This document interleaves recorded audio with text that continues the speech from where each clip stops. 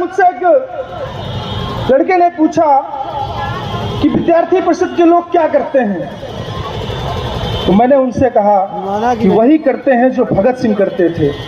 विद्यार्थी परिषद के लोग वही करते हैं जो चंद्रशेखर आजाद करते थे। विद्यार्थी परिषद के लोग वही करते हैं जो सुभाष चंद्र बोस करते थे। विद्यार्थी परिषद के लोग वही करते हैं जो वीर सावरकर करते थे।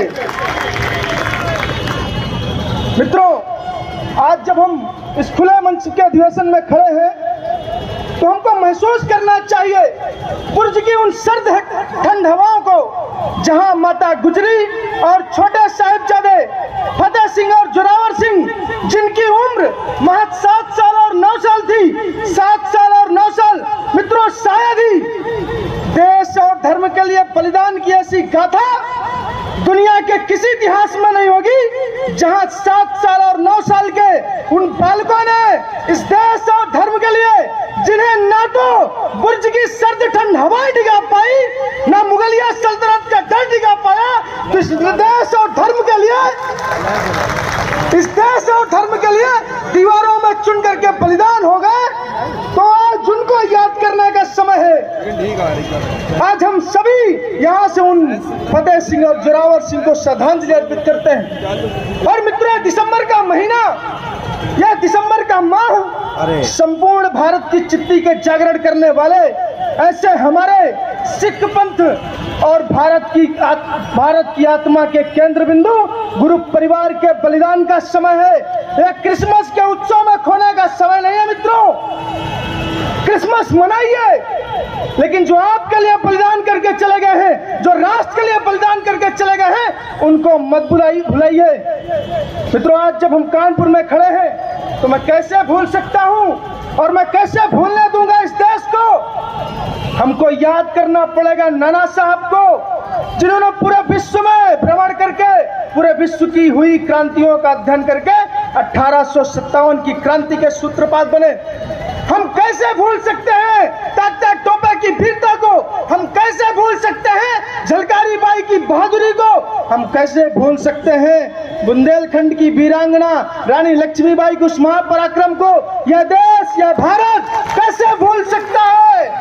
यह देश, यह भारत कैसे भूल सकता है मणिपुर के राजा टिकेंद्र सिंह को 1891 में संघर्ष की अमिट छाप छोड़ने वाली रानी गादगिली, नागालैंड की रानी गादगिली को हम कैसे भूल सकते हैं? 1857 से 40 साल पहले उड़ीसा के ताइको आंदोलन कैसे भूल सकते हैं? 1770 के उन सन्यासियों के विद्रोह को हम कैसे भूल सकते हैं? इस भारत के धरती आबा बिरसा मुंडा को हम कैसे भूल सकते हैं? पालघर आंदोलन को कैसे, राजस्थान के मडगे गोविंद गुरु के आंदोलन को भारत भूलेगा? और मित्रों, कैसे जलियांवाला बाग को भारत भूलेगा? भारत माता की। कैसे ये भारत खुदीराम बोस को भूलेगा, जो खुदीराम बोस 17 साल की आयु, 18 साल की आयु में कहता है इस देश को देने के लिए मैं गरीब हूँ, भारत माता को देने के लिए मेरे पास कुछ नहीं है, इसलिए मैं मन में संकल्प करता हूँ आज से कि मैं अपना शरीर माँ भारती को समर्पित करता हूँ, और आज से मेरा जो शरीर है यह मेरी माँ भारती के लिए है। तो मित्रों, हम कैसे भूल सकते हैं खुदीराम बोस को? हम कैसे भूल सकते हैं उस बलिदान के रक्त के शोणित को? हम कैसे भूल सकते हैं? हम कैसे भूल सकते हैं भारत के स्वाधीनता के आंदोलनों को जो विदेश में हुए उनको हम कैसे भूल सकते हैं? और भारत की बाहुबल की सत्ता की चुनौती देने वाले हम वासुदेव बलवंत फड़के को हम कैसे भूल सकते हैं? यह देश कैसे भूल सकता है? आजाद था, आजाद हूं और आजाद रहूंगा कि चंद्रशेखर आजाद। भारत माता की जय। भारत माता। कैसे हम भूल सकते हैं अशफाकुल्लाह खां को, जो कहता है कि मेरा दुर्भाग्य है जो मैं इस्लाम में जन्मा, जहां पुनर्जन्म की मान्यता नहीं है, लेकिन अल्लाह अगर मुझे कहीं मिलते हैं तो मैं अल्लाह से एक ही बात कहूंगा कि मुझे जन्नत मत देना, अगर मुझे देना तो माँ भारती के श्री चरणों में जन्म देना, ताकि मैं पुनः बलिदान कर सकूं इस देश के लिए। हम कैसे भूल सकते हैं, हम कैसे भूल सकते हैं उस पागल मदन लाल ढींगरा को जो वीर सावरकर से कहता है, पूछता है कि बताओ सावरकर बलिदान का दिवस कब आता है। मित्रों, वीर सावरकर कहते हैं कि जब आप जैसा कोई नौजवान, आप जैसा जब कोई विद्यार्थी, आप जैसा कोई माँ भारती का पुत्र जब मन में संकल्प करता है कि मैं देश के लिए जीऊंगा, देश के लिए मरूंगा, उसी दिन बलिदान का समय आता है, वही बलिदान का समय होता है। यह देश कैसे भूल सकता है उधम सिंह के उद्यम को। मित्रों, हम नहीं भूल सकते उधम सिंह के उद्यम को।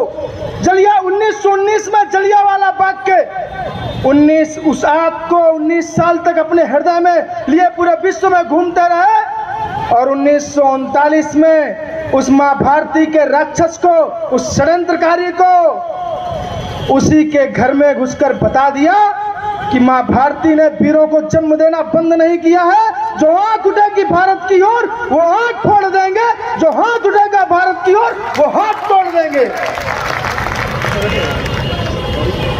हम कैसे इन क्रांतिकारियों को भूल सकते हैं मित्रों, और हम कैसे कह सकते हैं कि बिना खड़क बिना ढाल के स्वतंत्रता मिल गई।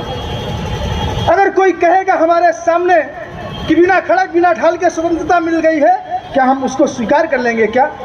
मित्रों, ऐसे उन हजारों लाखों क्रांतिकारियों के कारण इस देश को स्वतंत्रता मिली है। तब मैं कहना चाहता हूं आप सभी से कि हम सभी को उन क्रांतिकारियों के सपने को, जो उन्होंने भारत माता के लिए देखा था, जो आपके लिए देखा था, उसको भूलना नहीं है, क्योंकि आपने भुला दिया। लेकिन आज भी हमारे देश का राष्ट्रगान हमसे चीख चीख करके कहता है, हमसे चीख चीख करके हमारा राष्ट्रगान पूछता है और कहता है गुजरात, पंजाब, सिंध, गुजरात, मराठा।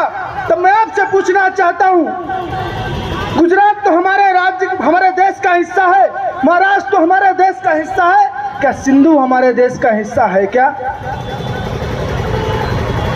हम जब अपने अधिवेशन स्थल में खड़े थे तो हमने देखा कि वीर सावरकर के पीछे एक चित्र है, एक मानचित्र है जिसमें अखंड भारत का हिस्सा है, उसमें सिंधु भी है। और जिस तक्षशिला का हम दम भरते हैं वह तक्षशिला का मानचित्र में भी हिस्सा है। लेकिन आज हमारे पास क्या वह तक्षशिला की भूमि है क्या करतार सिंह भारत में है क्या। तो वह सिंधु, वह करतार सिंह, वह हिंगलाज माता, वह ढाकेश्वरी, वह सब हमको याद करते हैं और सोचते हैं कि कब मेरे माँ भारती के बेटे आएंगे, कब मेरे बेटे आएंगे और इन आतताइयों से, राक्षसों से मुझे आजाद करेंगे। तो हम सभी विद्यार्थी परिषद के कार्यकर्ता हैं, हम सभी को मन में संकल्प लेना है। और आज आप सभी मेरे साथ संकल्प करिए, दोनों मुट्ठी भींच करके, कि अगर मैं जीऊंगा तो इस देश के लिए, और आज से मैं जीऊंगा तो इस अखंड भारत के लिए।